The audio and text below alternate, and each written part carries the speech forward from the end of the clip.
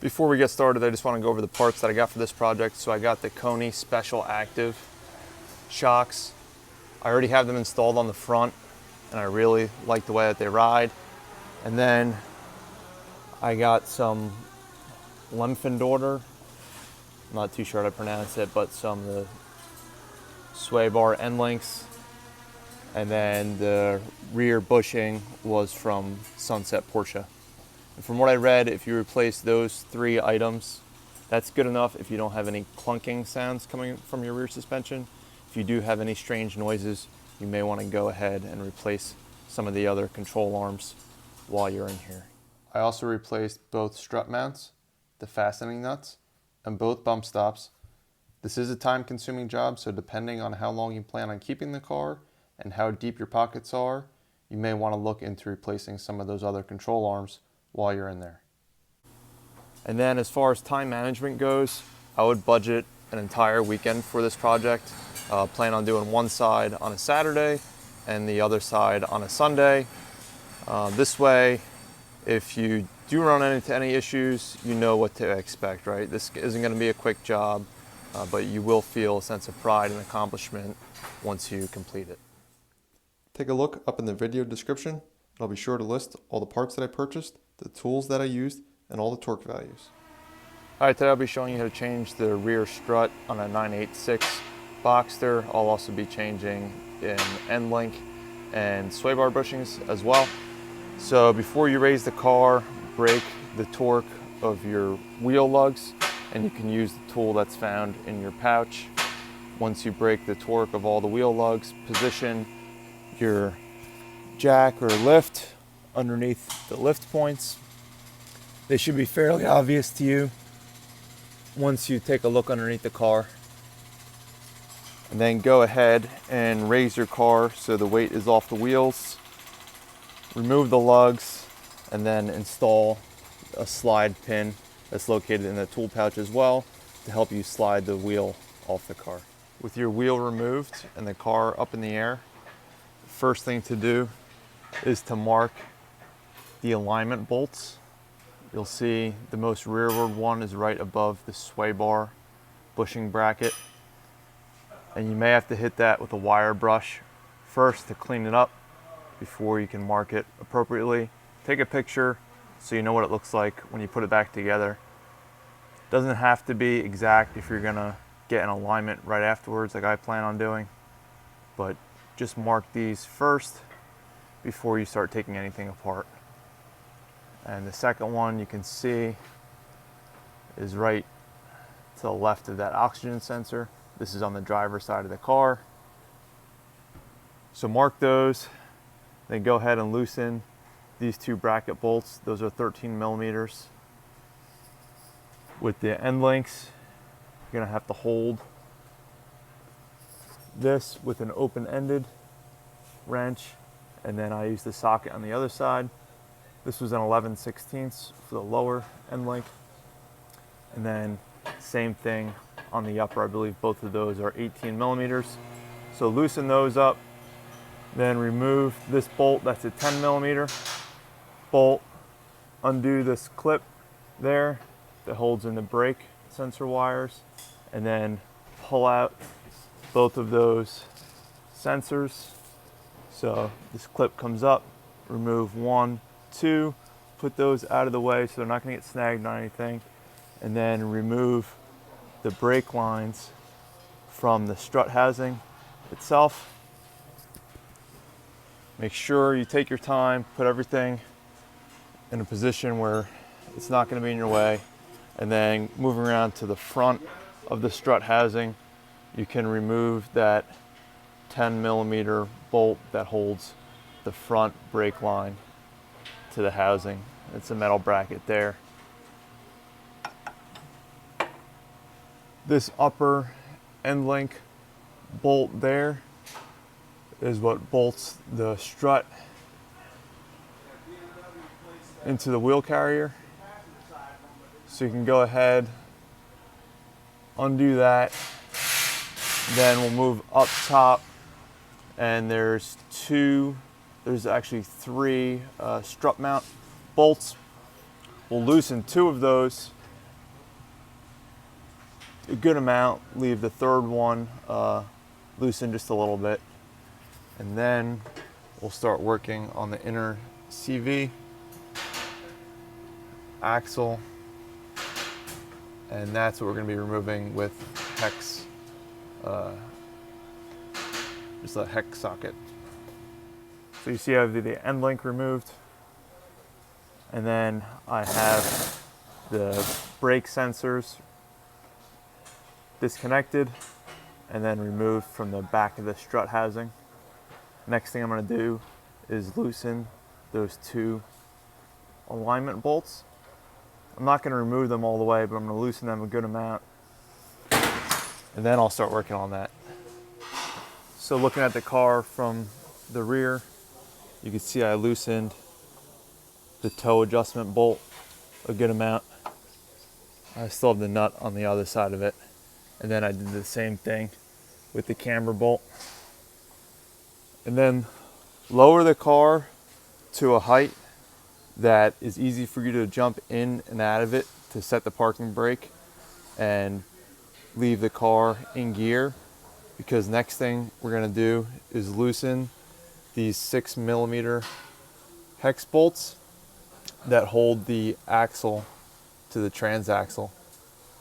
And one thing I want to point out is it's good to have an extension somewhere between maybe 8 to 12 inches, but that depends on your socket attachment.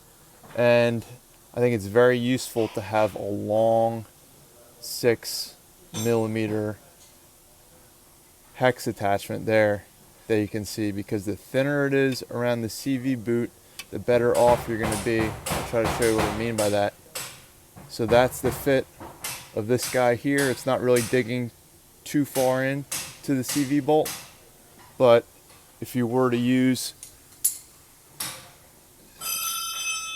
a traditional 6mm hex socket, you're going to find that the actual socket portion of it is going to dig into that boot, and that's the last thing you want to do, is damage this CV boot. So take your time when you're doing this, and like I said, I recommend getting a long 6mm hex socket so you don't have to worry about the actual socket digging into the boot itself.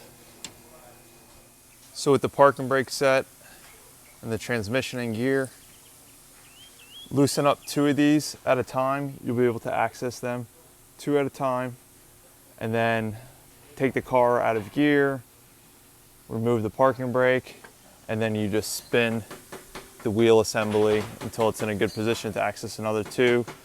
And you'll have to do that 3 times because there's 6 total. And I find it's useful to have a small breaker bar in order to get leverage on these guys. Before you remove it completely, put down some either like bunched up newspaper or a small cardboard box, something that isn't going to let it fall and damage that boot. Your goal is to protect that. I also recommend using a rag and cleaning up the outside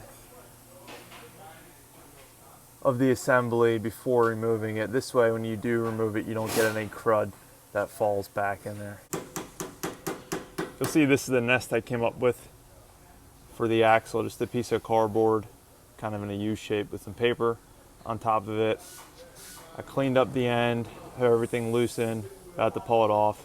I found I was able to just leave the parking brake set in between rotations and not have to worry about putting it into gear every time. The parking brake was strong enough to keep it in place. And then I really liked having this slider on there in order to help me turn the wheel. So I'm going to remove, actually let me restate that. I'm not going to remove those hex bolts, but I'm going to take them out as far as they'll come without pulling them past the CV boot. Reason being, I found on the other side that if I pulled out those bolts all the way, they were a pain to get back in around the CV boot. As you can see, it's kind of in the way. So I'm going to loosen them up all the way and then pull them back, and that'll be enough to allow me to remove the axle assembly. And this is what I meant by that. You can see how those bolts are fully backed off. Once you have the torque broken on them, I just went around, loosened them a little bit at a time, would spin it, loosen, spin. This way you can kind of keep it even, and then it'll just fall right out there. So with that out of there, I'm gonna put the top into the service position and work on the upper strut mount bolts. Now with the top in the service position, you'll see there's 2 flathead screws that go over the trunk liner. So you just use a flathead screwdriver, take those out. It may be useful if you have one of these little pry bars to apply a little bit of pressure underneath it as you remove those, and then you'll be able to just spin those right off.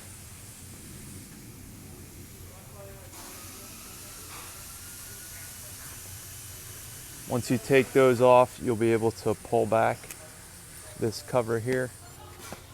Just do so carefully, and then you'll see there's 1 bolt for the upper strut mount. There's another one there, and then pop your trunk to see the 3rd one. So the 3rd one has a plastic or rubber cover there. Anyway, the 3rd nut is in there. All 3 of them are 13 millimeters. Doesn't really matter which 2 you're gonna take off all the way, and then just leave 1 connected. It can be a few turns loose.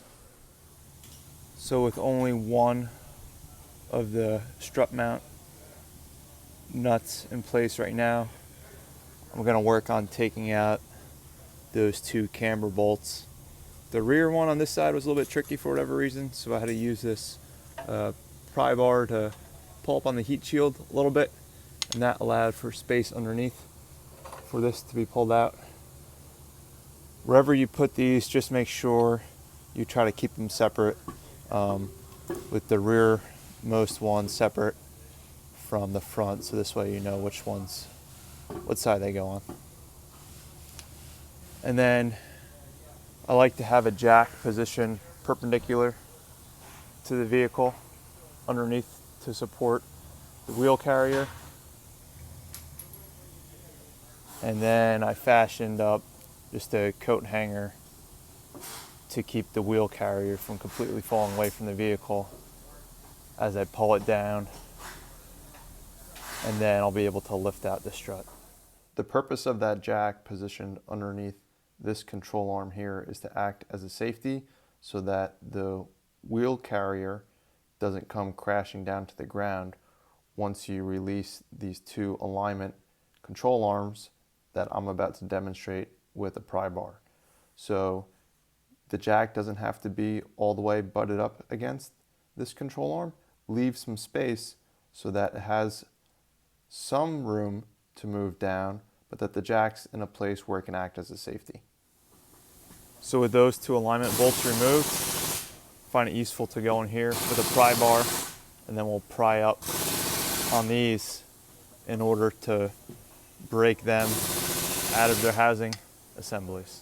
For whatever reason, when I did the passenger side, these control arms just slid right out, but this side gave me a lot of trouble. But this is what they look like, fully disconnected. There, and then the axle in the back. And now I should just be able to use a mini sledge and piece of wood to lower the wheel carrier, and then the strut should just hang from the top from that single bolt cylinder. So this is what the strut looks like when it's just hanging there, and you can see I have the coat hanger so the wheel carrier doesn't fall away, and then it's supported underneath with the jack. So next thing I'll do is remove that bolt up top and then disassemble the strut. Okay, there's not much to show you here, but one thing worth pointing out is when you disassemble the strut, just remember how you take it off. So first, compress the spring. I have a spring compressor machine. If not, you can use the ones that you can get from your local auto parts store. Compress the spring, then you can remove this either using an impact gun in 22 millimeter or using a pass-through socket set like that. So just remember how it comes apart, put everything off to the side as you would reassemble it. The one thing I wanted to point out is when you reassemble it, see these heads there, they fit in the groove of this plastic piece underneath. And then on the new strut mount, you see how there's a larger space on the bottom marked here. So I marked the one that sits in the middle there. So larger space on the bottom, mark this one, and then try to align this bolt here with the fin on your new strut. And then I put this plastic washer here. So I'll disassemble it, I'll clean up this boot, lubricated a new bump stop, that'll fit in there, and then I'll reassemble it. Then when you also reassemble it, make sure that the bottom of the spring there is tight up against the groove there.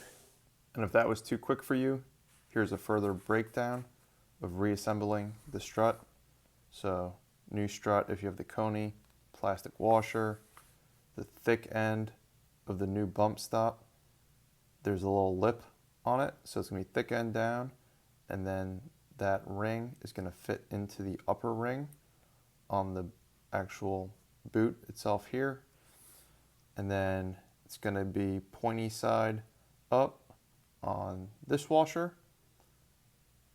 Then you assemble this the way it came off. Again, those gaps are going to be in place with the heads on the strut mount. And then this is going to be pointy side down, so it's going to sit like a bowl. And then this is going to be your top strut mount nut.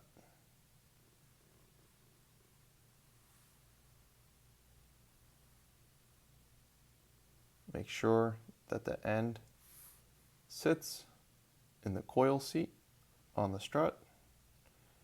And when you're releasing the spring tension on your spring, just keep an eye on everything.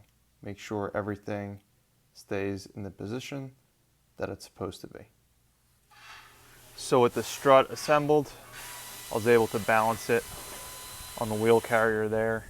And then I'm going to start some of the nuts for the strut mount. I got all new nuts.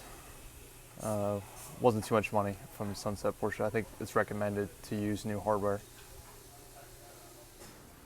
At your earliest convenience, slide in the upper sway bar and link into that strut housing once you get the strut into a good position inside of the actual carrier itself. Don't tighten it up yet, but just pass it through as soon as you can so it stays into place. When you're getting these alignment bolts back in, just make sure that you support the axle so that it doesn't get jammed underneath the assembly that it has to fit inside. So getting these two control arms back into their housings was difficult on both sides of the car. The best advice I can give you is to try to use the jack underneath it to your advantage, but then also remember that the rear control arm is for toe. So if you think about it looking towards the front of the car, right, you got toe in, toe out. So if you need to persuade it to go back inwards, you're probably going to want to apply some force to this part of the rotor. And then that second control arm in, that's your camber. So looking at the rotor, just remember camber is that slant like that. So then that's where you would try to apply some force. I think it would be good to have a good 2x4 and a mini sledge and just try to tap it. And then at the same time, you want to try to use a pry bar or something to keep that arm towards the center. You don't want it to be completely cocked towards the top or the bottom. You want to keep it centered up. Just do a couple taps at a time, center it up, see where you look. Same with that front one. If you need to give the jack a tiny pump, I would pump it just a little bit at a time and just try to ease it in there. Don't get super frustrated, take your time. Make sure you don't cause damage to anything else, to include those brake sensor wires or the axle. And once the holes are close to being lined up, I find this tool pretty helpful here. So it's got a very narrow end, and I was able to insert that through this opening once it was close to being lined up, and I could get it through and then just kind of manipulate it back and forth, and that was able to pull in the inward control arm there. So once I get that in, I'm going to go ahead and reinstall the bolt without tightening it, but just so I have something in place so that doesn't pop out, and then I'll continue just to manipulate this rear one. So I got those 2 alignment bolts in, but I haven't tightened anything down yet. But now I'm going to install the 3rd nut for the strut tower mount. So I just put a little bit of grease on the socket, and then that will allow me to hold it in place while I'm putting it down in that hole. And I'm not going to tighten everything down all the way yet. Just going to put it half on. With those bolts in, the axle supported, I found it was best to have a jack underneath the vehicle so the axle is relatively straight. And then I crawled underneath the car and supported the end and was able to start one of the bolts, just holding the extension in my hand and getting it hand tight. And then with the parking brake off and the car out of gear, I just used this to rotate the wheel. I did all 6 of the bolts about halfway down, and then I did another round and I tightened them all down hand tight as far as I could go. And then I'll get out the torque wrench and I'll start torquing everything to spec. One other thing I should have mentioned is that prior to starting the work, I took a measurement from the top of the fender lip to the uppermost wheel stud, and that was about 11.5 inches. So when I torque everything down to include those axle bolts, I jacked the bottom of the wheel up so that I get the same measurement, 11.5 inches from here to there, and then that will simulate weight on wheels for the time being. I did read that after you drive approximately 500 miles to go back and re-torque all the axle bolts, so I will be doing that. And then from here on out, the installation is the reverse of removal, so that may do it. A couple more things to mention. This bushing here on the sway bar is very easy to change out, and then I use the silicone grease lubricant, put that around the bushing before I torqued everything. And then when it comes to tightening the alignment bolts, tighten one, not all the way, and then go ahead and tighten the other one till it's almost tight, and then go back. You just don't want to tighten one fully and leave the other one loose, because then you might have issues getting it to align with the marks that you made earlier.